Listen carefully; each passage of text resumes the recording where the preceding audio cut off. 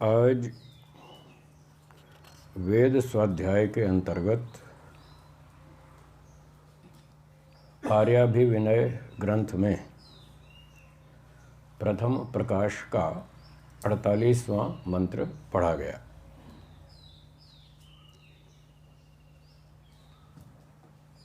आज के मंत्र में ईश्वर के विषय में कहा गया है, हे मनुष्यों, वह परमात्मा कैसा है कि हम लोग उसकी स्तुति करें।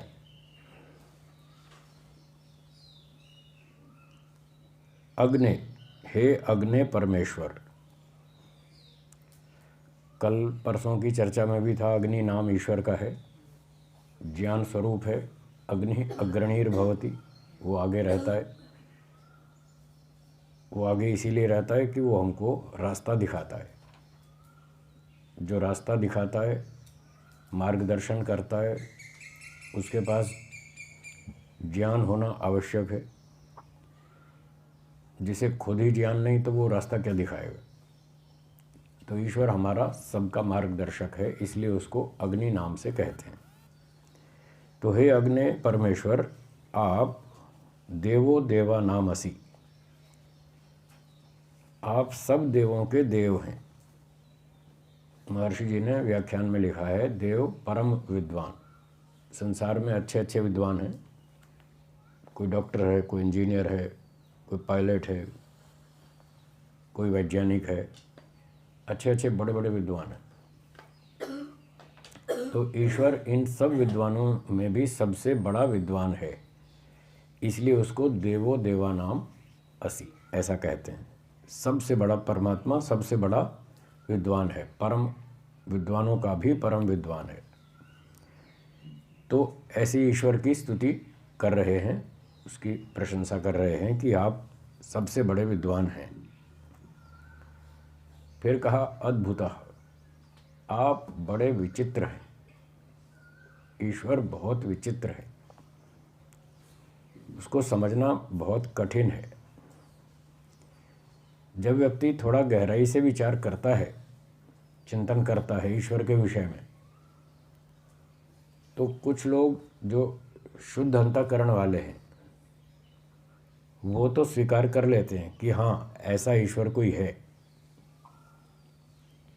जो इतने इतने काम करता है, अरबों खरबों आकाश गंगाओं को बनाता है,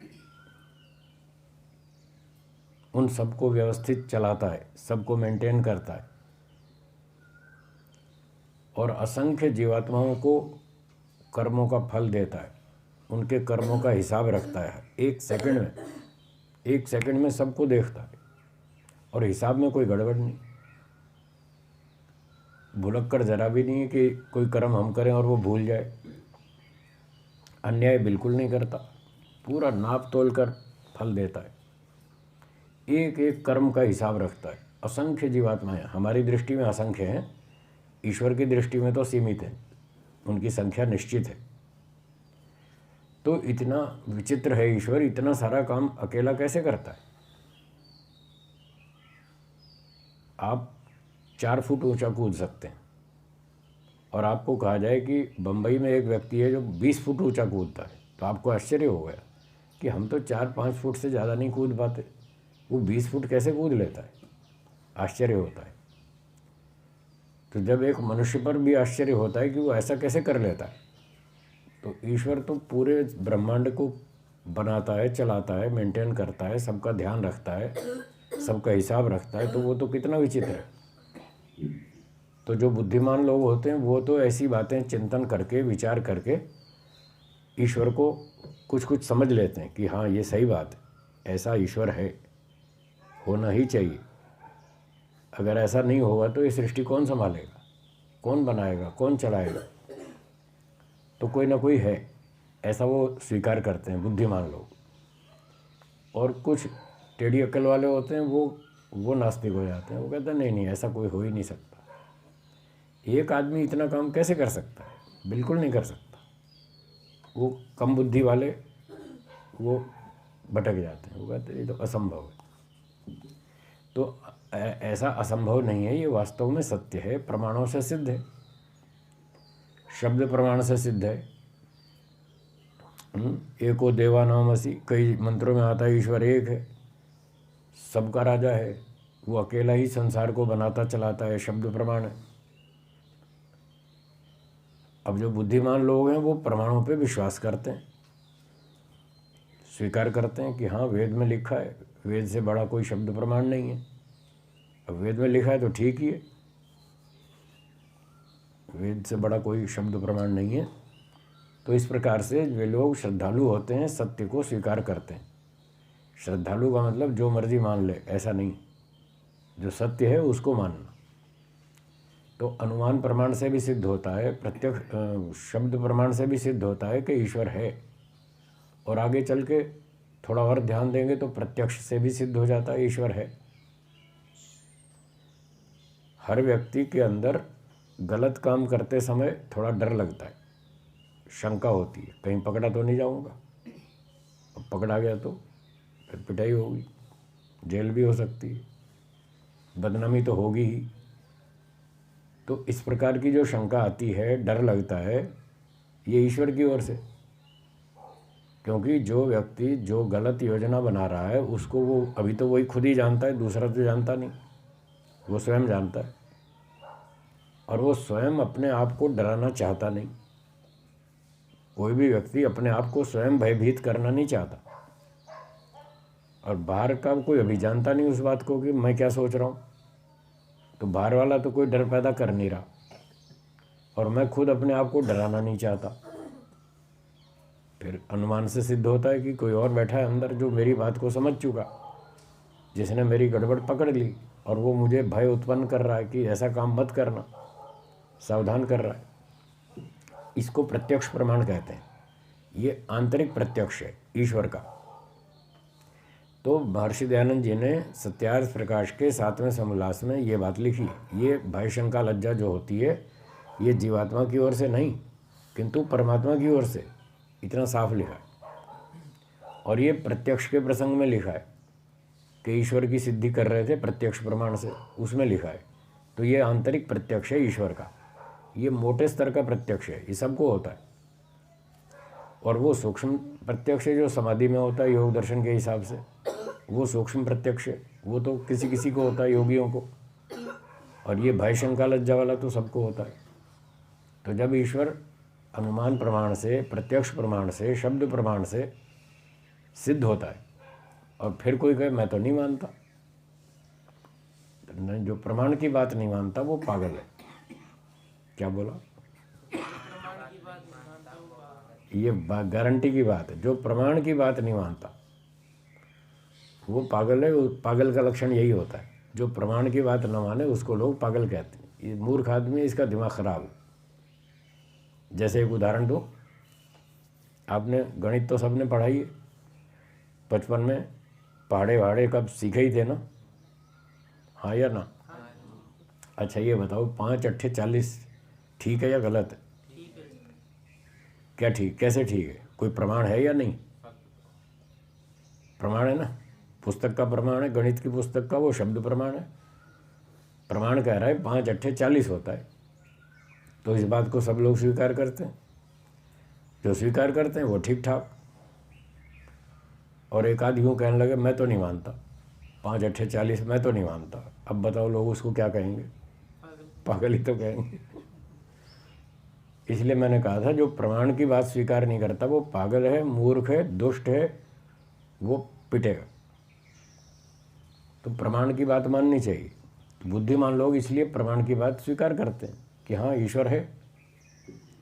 तो ईश्वर सब विद्वानों में सबसे बड़ा विद्वान है, अद्भुत है, बड़ा आश्चर्य स्वरूप है, बड़ा विचित्र है। मित्र, सबका मित्र है, सबको सुख देने वाला है। मित्र जो होता है वो सुख देता है, उसी को मित्र कहते हैं। जो दुख देता है वो मित्र काहेगा? तो मित्र वही होता है जो हमको आपस में एक दूसरे को सुख देते हैं, वही हमारे मित्र कहलाते हैं। तो ईश्वर हमारा मित्र है, सबको सुख देने वाला है, सबका सखा है। ये जो मित्र और सखा शब्द है, इसमें थोड़ा सा धातु का अंतर है। मित्र शब्द बनता है निमिदा स्नेहने धातु से, जो हमसे स्नेह करता है, प्रेम रखता है, उसको मित्र कहते हैं। और सखा कहते हैं समानम ख्यानम अस्ति यस्य, जिसका ज्ञान हमारे साथ समान है, जिसके विचार हमारे एक जैसे हैं, ये सखा शब्द का अर्थ है। तो ईश्वर हमारा सखा भी है, हमारा मित्र भी है। अभी देखिए सखा भी आने वाला है। तो ईश्वर हमारा मित्र है, वो हमसे स्नेह करता है, प्रेम करता है, हमको सुख देता है, हमारी रक्षा करता है। फिर कहते हैं वसुर वसु नामसी, आप सब वसुओं के भी वसु हैं, पृथ्वी आदि वसुओं के भी वास कराने वाले आप हो। तो पृथ्वी जो है ये वसु है। क्यों वसु है? क्योंकि हम इस पर वास करते हैं, हम इस पर निवास करते हैं, इसलिए हमको बसाने वाली पृथ्वी है। जो हमको बसाती है वो वसु है।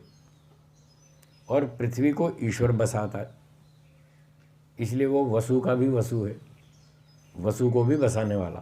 पृथ्वी को ईश्वर ने बसा रखा है ना, ठीक ठाक चला रहा है, उचित दिशा में, उचित गति से, नियमित गति से ईश्वर उसको घुमा रहा है। एक तो दैनिक गति, एक वार्षिक गति, ये सब गति ईश्वर ने दे रखी है। इसलिए ईश्वर वसुओं का भी वसु है, पृथ्वी आदि का, सबका। फिर कहते हैं अध्वरे चारु, अध्वर कहते हैं यज्ञ को।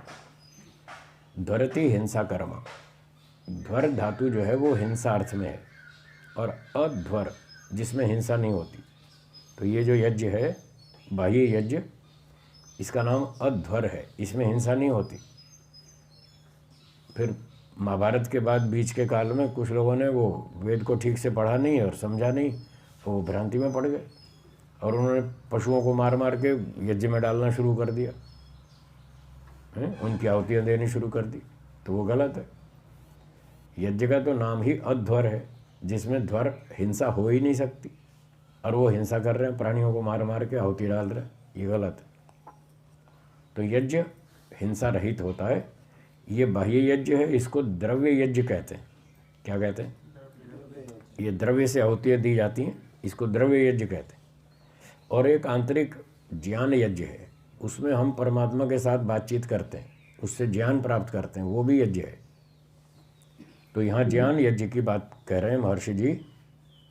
ज्ञान आदि यज्ञ में अत्यंत चारु शोभायमान हो।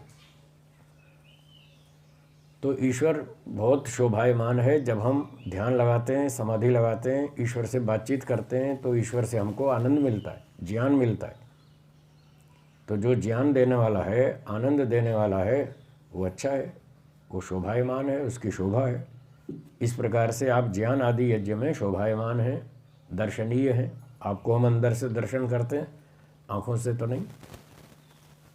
ईश्वर में रूप आकार नहीं है, इसलिए हम आँख से नहीं देख पाते उसको, लेकिन अंदर से ईश्वर की अनुभूति करते हैं। इसी को ईश्वर का दर्शन कहा जाता है। दर्शन, ज्ञान, अनुभूति, ये समानार्थक शब्द है।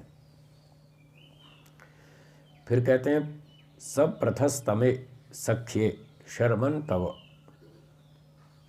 पृथु विस्तारे धातु है एक, जिससे ये सब प्रथस्तमे, विस्तीर्ण, अति विस्तीर्ण, बहुत लंबा चौड़ा, विस्तृत, सख्य, सख्य में, मित्रता में।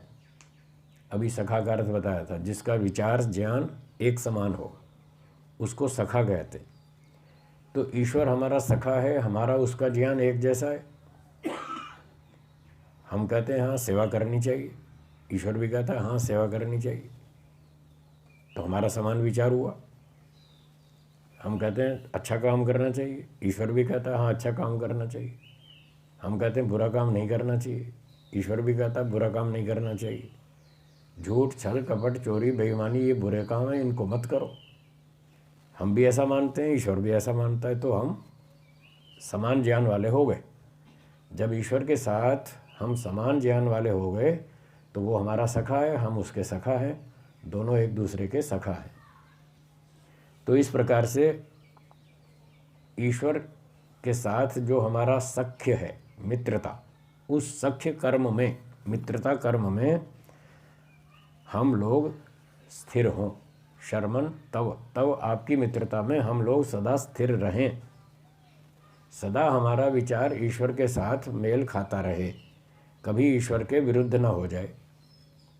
यदि हमारा विचार, हमारा ज्ञान ईश्वर के विरुद्ध हो गया, उसके ज्ञान से भिन्न हो गया, विपरीत हो गया, तो हमारी दोस्ती खत्म, टूट जाएगी। मित्रता दोस्ती समान विचार वालों में होती है। जिनके विचार आपस में नहीं मिलते उनकी दोस्ती नहीं बनती।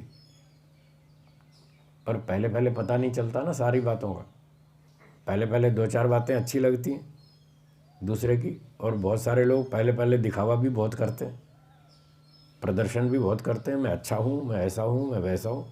सब लोग ऐसा करते हैं तो दूसरा व्यक्ति सोचता है अच्छा ही होगा, इसकी बातें अच्छी लग रही हैं, इसका व्यवहार अच्छा ही लग रहा है, भाषा भी अच्छी बोल रहा है, मीठी भाषा बोल रहा है, ये अच्छा ही होगा, ऐसा मान के उनकी दोस्ती हो जाती है शुरू में। पर वो नाटक तो हमेशा चलता नहीं, थोड़े दिनों में सारे पत्ते खुल जाते हैं, सारी पोल खुल जाती है। फिर जब उसकी असलियत सामने आने लगती है, ये तो बड़ा स्वार्थी है, ये तो झूठ बोलता है, तो बेईमान है। फिर धीरे धीरे जब विचार भेद हो जाता है, फिर दोस्ती टूट जाती है। तो यहाँ मंत्र में हम प्रार्थना कर रहे हैं, तव शर्मन सख्ये वयम, हम आपकी मित्रता में सदा स्थिर रहें। शर्मन, सदा स्थिर रहें, आपकी मित्रता से अलग ना हो। माँ ऋषामा वयम, जिससे कि हम कभी हिंसित ना हो। ऋष हिंसायाम धातु है, जिससे कि हमारी हानि ना हो, कभी हमें दुख ना मिले, आपकी ओर से भी हमको दंड ना मिले। यदि हमने आपकी मित्रता छोड़ दी और उल्टे सीधे काम शुरू कर दिए तो फिर सबसे पहले तो आप ही दंड देंगे, तो दोस्ती कहाँ रही। फिर आप हमको सुख नहीं देंगे, आप तो फिर दंड देंगे। इसलिए हम आपके साथ सदा मित्रता बनाए रखें, उसमें मित्रता में स्थिर रहें, आपकी मित्रता से अलग ना हो, जिससे कि माँ ऋषाम, हम कभी दुखी ना हो, कभी दंडित ना हो, और हम आपस में भी प्रेम से मिल के रहें, जिससे कि हम आपस में भी द्वेष ना करें, दुखी ना हो, एक दूसरे को दुख ना दें। तो आपके अनुग्रह से हम लोग परस्पर अप्रीतियुक्त कभी ना हो। जब हम आपकी मित्रता में रहेंगे, तो आपने तो कहा था सबके साथ संगच्छध्वम संवदध्वम, मिलकर चलो, मिलकर बोलो, इससे आपको सुख मिलेगा। तो आपकी आज्ञा का पालन करेंगे तभी आपकी मित्रता में रह पाएंगे। तो हम सब मिलकर चलें, मिलकर बोलें, हों विचार समान सबके, चित्त मन सब एक हों, संगठन सूत्र में हम पढ़ते ही हैं। तो मिलजुल करके काम करें, मिलजुल करके एक दूसरे का ध्यान रखें, एक दूसरे के सुख को विचार करें। महर्षि दयानंद जी ने मनुष्य का लक्षण लिखा है, जो अपने सुख दुख के समान दूसरे का सुख दुख समझता है वो मनुष्य है। अर्थात जैसे मुझे सुख प्रिय है ऐसे दूसरों को भी प्रिय है। जैसे मैं अपने सुख के लिए प्रयत्न करता हूँ, ऐसे ही मुझे दूसरों के सुख के लिए भी प्रयत्न करना चाहिए। अगर मैं ऐसा सोचता हूँ तो मैं मनुष्य हूँ, नहीं तो मनुष्य से नीचे। अगर मैं केवल अपना ही स्वार्थ देखता हूँ और दूसरे का कुछ नहीं सोचता, तो ये तो पशुओं का लक्षण है। पशु बस अपना ही स्वार्थ देखता है, दूसरे की जान निकाल देगा, उसको मार के खा जाएगा, वो तो पशुओं का लक्षण है, मनुष्य थोड़ी। तो ये एक पक्ष हुआ कि जैसे मैं अपने लिए सुख चाहता हूँ ऐसे ही मैं सबके लिए सुख चाहूँ। जैसे मैं अपने सुख प्राप्त करने के लिए पुरुषार्थ करता हूँ ऐसे दूसरों को भी सुख देने के लिए पुरुषार्थ करूँ, तो मैं मनुष्य हूँ। एक पक्ष। और दूसरा पक्ष, जैसे मुझे दुख अच्छा नहीं लगता ऐसे दूसरों को भी अच्छा नहीं लगता। जैसे मैं अपने दुख को दूर करने का प्रयत्न करता हूँ ऐसे ही मुझे दूसरों का दुख दूर करने का प्रयत्न करना चाहिए। तो ये मनुष्य का लक्षण है। जो इस तरह से चलता है, इस तरह से सोचता है, वो ईश्वर की मित्रता में रह सकता है, क्योंकि ईश्वर का भी यही विचार है। तो अपने विचार को, अपने व्यवहार को, अपनी वाणी को, अपने भाषा को ईश्वर के तुल्य बनाओ, तो ईश्वर की मित्रता में रहेंगे और कभी दुखी नहीं होंगे, आपस में भी दुखी नहीं होंगे और ईश्वर से भी दंड नहीं मिलेगा। ऐसी बातें आज के मंत्र में बताई गई।